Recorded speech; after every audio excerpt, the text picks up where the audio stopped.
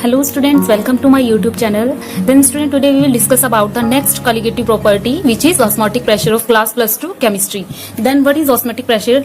And student, we have discussed about the three colligative property. Then first was relative lowering of vapor pressure, second was elevation in boiling point, and the third was dispersion in freezing point. And the fourth and last colligative property is osmotic pressure.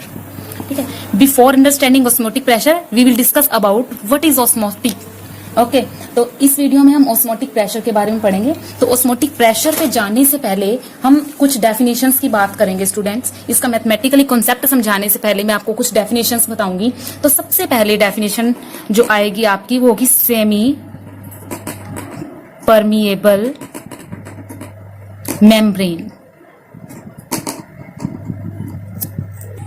तो student, आपको इसके नाम से ही पता लग रहा है कि सेमी परमिएबल मेम्ब्रेन का मतलब क्या है. सेमी मतलब हाफ, परमिएबल यानी कि परमिट करने वाला, मेम्ब्रेन यानी कि जो मेंबर है यानी कि हाफ चीज को परमिशन देने वाला. ठीक है, तो इसका एक एग्जांपल है, जैसे मान लो कि आप सपोज करो कि पानी के अंदर मिट्टी डाल देते हो. ठीक है, मिट्टी घुलती नहीं, अब पानी को आप छानोगे. ठीक है, छानते वक्त जो पानी होगा वो तो छन जाएगा, लेकिन जो मिट्टी होगी वो छलनी में ऊपर ही बैठ जाएगी. ठीक है, पानी पानी छन जाएगा, यानी कि आपके जो मिट्टी के पार्टिकल्स हैं उनको निकलने की परमिशन नहीं देगी छलनी. ठीक है, तो सेमी परमिएबल मेम्ब्रेन भी कुछ इसी तरह से है. तो देखो, सपोज आपके पास सोल्यूट और सोलवेंट के पार्टिकल्स हैं.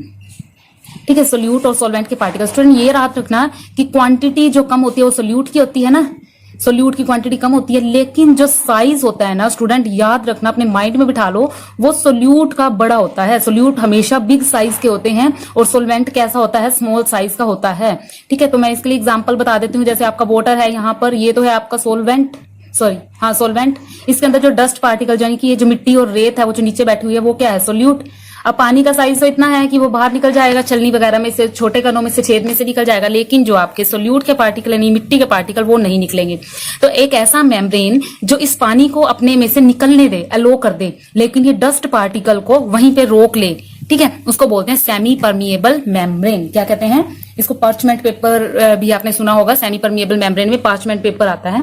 ठीक है, जो सोल्यूट के पार्टिकल्स को वहीं रोक ले लेकिन सोलवेंट के पार्टिकल को अलो कर दे जाने के लिए, उसको बोलते हैं सेमी परमिएबल मेम्ब्रेन. तो इसकी डेफिनेशन आप मेरे साथ लिखेंगे.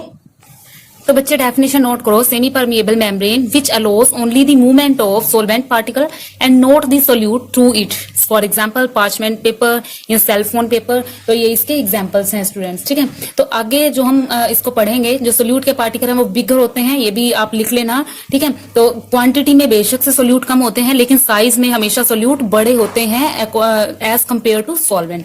ठीक है, अब देखो हम पढ़ेंगे कि ऑस्मोसिस क्या होता है. हमारा मेन जो टॉपिक है वो है ऑस्मोटिक प्रेशर.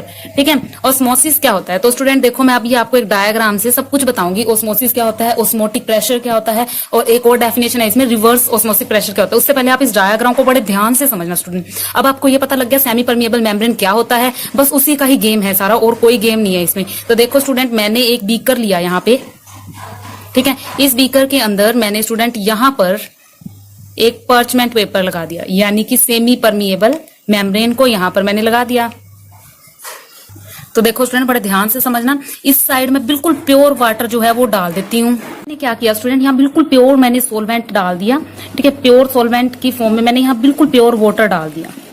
ठीक है, प्योर वाटर डाल दिया मैंने. ठीक है, प्योर वाटर का क्या मतलब है, यहाँ पे मैंने यहाँ पे सोलवेंट डाल दिया. तो इस साइड मैंने स्टूडेंट्स क्या किया, इसके अंदर मैंने मिक्स्ड.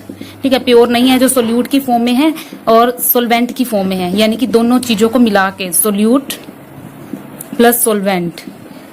ठीक है, जहां मैंने यहाँ पर जो लिया ना मेराइन वाटर या फिर समुद्र का सी वाटर ले लिया मैंने, चलो सी वाटर ले लिया. अब सी वाटर में क्या है, H2O है प्लस NaCl, दोनों चीज है, यानी कि इसके अंदर सोल्यूट भी है और सोलवेंट भी है, पानी है, यानी कि पानी जो है आपका वो क्या होगा, सोलवेंट हो गया. और नमक होता है इसके अंदर जो किसी भी हाल में प्योर हो ही नहीं सकता. तो देखो स्टूडेंट, मैंने वो इसके अंदर डाल दिया. ठीक है, अब क्या होगा स्टूडेंट, बड़े ध्यान से देखना इसको. जो ये एक चीज याद रखना, यहाँ पर जो फ्लो होगा वो होगा हाई कंसंट्रेशन से लो कंसंट्रेशन की तरफ. ठीक है, तो जो यहाँ से जो सेमी परमिएबल मेम्ब्रेन लगा रखा है मैंने, तो वहां से जो ये वाले पार्टिकल्स हैं आपके जो प्योर सोलवेंट के हैं वो हाई कंसंट्रेशन से लो कंसंट्रेशन में जाने कंटिन्यू शुरू कर देंगे. ध्यान से समझना क्या हुआ. यहाँ पे जो हाई कंसंट्रेशन थी, ठीक है, हाई कंसंट्रेशन से लो कंसंट्रेशन में जाने शुरू कर दिए। ठीक है, तो इसका जो लेवल है वो हो गया कम। ठीक है, अब इसका लेवल हो गया कम। तो जब ये हाई कंसंट्रेशन से सॉल्वेंट फ्लो करेगा, ठीक है, लो कंसंट्रेशन में, तो इसका मतलब ये है कि ये जो प्रोसेस है ये नेचुरल प्रोसेस है जिसको हम कहते हैं ओस्मोसिस। बड़े ध्यान से सुनना, ओस्मोसिस प्रेशर क्या होता है। ओस्मोसिस सिर्फ, प्रेशर नहीं, अभी प्रेशर की बात नहीं की, सिर्फ ओस्मोसिस क्या होता है स्टूडेंट, जब आपके सॉल्वेंट सेमी परमिएबल मेम्ब्रेन के थ्रू हाई कंसंट्रेशन से लो कंसंट्रेशन में जाने शुरू कर देते हैं, that is known as the osmosis. तो देखो ओस्मोसिस की डेफिनेशन भी लिख लेते हैं हम।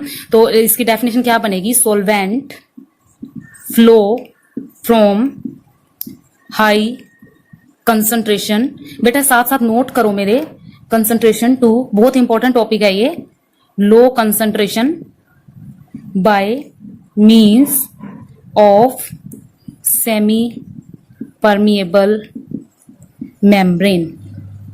ठीक है, तो ओस्मोसिस पता लग गया स्टूडेंट्स। अब देखो, अब ध्यान से समझने वाली बात है, अब हुआ क्या, ये सारा तो चला गया, आधे से ज्यादा जो आपका प्योर सोलवेंट था वो इसमें चला गया। ठीक है, अब हमें लॉस ये हो गया कि जो हमारे पास प्योर वाटर था वो इतना ही बचा। अगर हम इसको रोकेंगे नहीं है तो सारा का सारा सोलवेंट इसमें चला जाएगा। ठीक है, हाई कंसंट्रेशन से लो कंसंट्रेशन में चला जाएगा सारा का सारा। तो इसके लिए मैंने यहां पर क्या किया स्टूडेंट, यहां पर एक कोक लगा के इसके ऊपर मैंने प्रेशर अप्लाई कर दिया। ठीक है, इसके ऊपर दबाव बना दिया। ठीक है, इसको प्रेस कर दिया। अब मैंने इसको जैसे प्रेस किया, ठीक है, प्रेशर अप्लाई किया मैंने इसके ऊपर, तो प्रेशर अप्लाई होते ही क्या होगा, इसके पार्टिकल्स इधर जाना बंद कर देंगे, रुक जाएंगे ना। तो जो ये प्रेशर अप्लाई किया है मैंने, ये क्या करेंगे, ये ओस्मोसिस को रोक देंगे। ठीक है, they will stop the process of osmosis and that is known as the osmotic pressure. मैंने यहां पर प्रेशर अप्लाई किया, जैसे ही मैंने यहां प्रेशर अप्लाई किया तो ये जो सोलवेंट के पार्टिकल थे सेमी परमिएबल से इधर जा रहे थे वो रुक जाएंगे। क्यों रुक जाएंगे, क्योंकि यहां पर लेवल इतना हो गया कि ये ऊपर कहां जाएंगे, ऊपर से मैंने प्रेस कर दिया। That is why this process is known as the stop of osmosis and known as the osmotic pressure. ठीक है, तो ओस्मोटिक प्रेशर क्या होगा, यहां पे ओस्मोटिक प्रेशर की डेफिनेशन लिखते हैं। ओस्मोटिक प्रेशर क्या होगा, दैट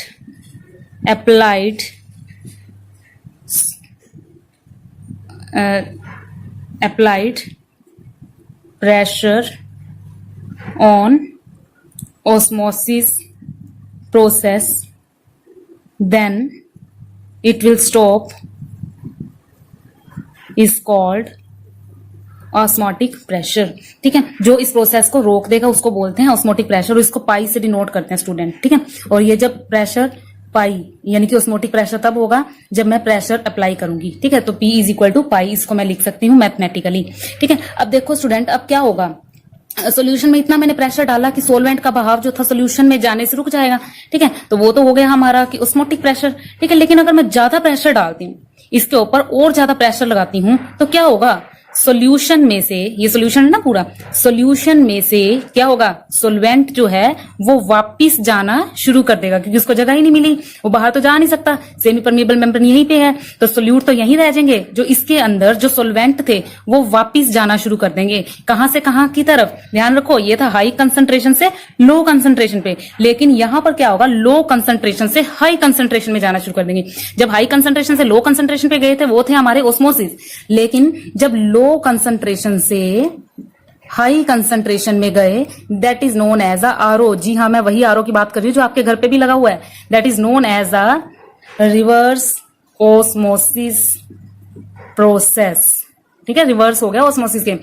तो ये घर पे जो आरओ लगा है उसका भी कुछ इसी तरह से सिस्टम है, जैसे उसके ऊपर प्रेशर अप्लाई होता है तो जो इंप्योरिटीज होती हैं वो ऊपर रह जाती है। अब इनको कोई रास्ता नहीं मिल रहा सोलवेंट को, तो वो वापस से प्योर वाली स्टेट में जाना स्टार्ट कर देगा। देखो कितना इजी था ये हमारा ऑस्मोटिक प्रेशर। एक बार दोबारा से इसके बारे में सुन लो, फिर कुछ डेफिनेशन है और उसका मैथमेटिकली करेंगे।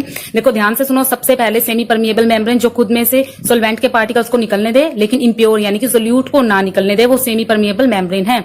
अब ऑस्मोसिस क्या है, जब हायर कंसंट्रेशन से लोअर कंसंट्रेशन में कोई भी लिक्विड जाएगा, हाई से लो, तो वो ऑस्मोसिस है, लेकिन जब लो से हाई में जाएगा वो क्या है, रिवर्स ऑस्मोसिस। अब इस प्रोसेस को रोकने के लिए जिसका प्रेशर का प्रयोग किया तो उस प्रेशर को क्या बोलते हैं हम, ऑस्मोटिक प्रेशर स्टूडेंट्स बोलते हैं, याद रखना। तो P इज इक्वल टू पाई कब आ गया, ये ऑस्मोटिक प्रेशर है हमारा। लेकिन रिवर्स ऑस्मोटिक प्रेशर में प्रेशर ज्यादा अप्लाई किया, ठीक है, तो ये जो प्रेशर है ये ज्यादा होगा, उस केस में हम रिवर्स ऑस्मोटिक प्रेशर को ये कंडीशन हम कह सकते हैं। तो इसका स्क्रीनशॉट ले लो जल्दी से, फिर आगे चलते हैं, इसका मैथमेटिकल कंसेप्ट करेंगे। ले लिया, तो स्टूडेंट मैथमेटिकली में देखो, सबसे पहले आपको गैस इक्वेशन, आपने गैस इक्वेशन पढ़ी है +1 क्लास में। गैस इक्वेशन क्या होती है स्टूडेंट, याद है ना आपको, PV is equal to nRT। ठीक है, ये गैस इक्वेशन सबने पढ़ रखी है कि ये गैस इक्वेशन होती है। ठीक है, ये कौन सी है, आइडियल गैस इक्वेशन है। तो मैंने यहाँ पर आइडियल गैस इक्वेशन ली, लेकिन मुझे पता osmotic pressure P is equal to क्या है, पाई है ना, पाई तो हमने ले रखा है। तो मैं यहाँ पर P की जगह पाई यूज करूंगी, तो pi V is equal to nRT हो जाएगा, है ना। Pi V is equal to nRT, और पाई क्या हो जाएगा, N/V/RT। और आप मेरे में से आप सबको ज्यादा पता है, क्योंकि आपने अभी फिलहाल +1 की है, कि N/V इज इक्वल टू क्या होता है students, N/V is equal to क्या होता है, M, and M is equal to molarity, which is called concentration term and denoted by C। तो देखो pi is equal to mRT, लेकिन M जो है वो कंसंट्रेशन टर्म C के इक्वल है, that is why I can write it pi is equal to CRT, and this is your osmotic pressure.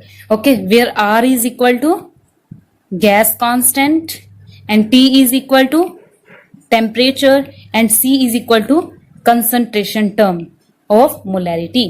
तो student ये देखो, छोटा सा आपका मैथमेटिकली एक्सपेरिमेंट है। तो यहाँ पे हमने अपनी 4 की 4 कोलिगेटिव प्रॉपर्टीज जो है वो कर ली हैं। ठीक है, बड़े ध्यान से देखो, इन प्रॉपर्टीज में से जो आपका क्वेश्चन पूछा जाता है ऑस्मोटिक प्रेशर में से डेफिनेशन पूछी जाती है। तो स्टूडेंट मैं अभी डिस्क्रिप्शन बॉक्स में आपको कुछ डेफिनेशंस भी दूंगी, वो जरूर रीड कर लेना आप। तो देखो, एक डेफिनेशन है हमारी इसी यूनिट में, एंडोऑस्मोसिस। ठीक है, the movement of solvent molecule inside a cell, किसी सेल के इनसाइड। जैसे आपने ये, मैं आपको वैसे बता रही हूँ, 9th क्लास की डेफिनेशंस हैं ये, आपको पता होनी चाहिए। ये एक है एक्सोऑस्मोसिस, ध्यान से देखना। देखो स्टूडेंट, आपने बड़े बचपन में देखा था कि 9th में भी पढ़ रखा है आपने। जैसे मान लो कोई किशमिश है, किशमिश समझते हो ना, छोटा सा मनक्का दाक बोलते हैं आपकी भाषा में, उसको हम खीर वगैरह में डाल देते हैं, ऐसे सूखे से होते हैं वो। ठीक है, तो जैसे खीर में डालते हैं तो वो फूल जाते हैं, है ना। तो क्या होता क्या है, खीर में डाला आपने उसको, वो फूल क्यों गए, ठीक है, फूल क्यों गए, क्योंकि वो जो खीर में से सारा का सारा रस चूस लेते हैं और वो मोटे हो जाते हैं, है ना। The movement of solvent molecule inside the cell is called as the inside. और अगर मान लो कि तुम उसी धाग को नमक वाले पानी में भिगो के रख देते हो, तो वो और सिकुड़ जाएगा, ठीक है, श्रिंक हो जाएगा।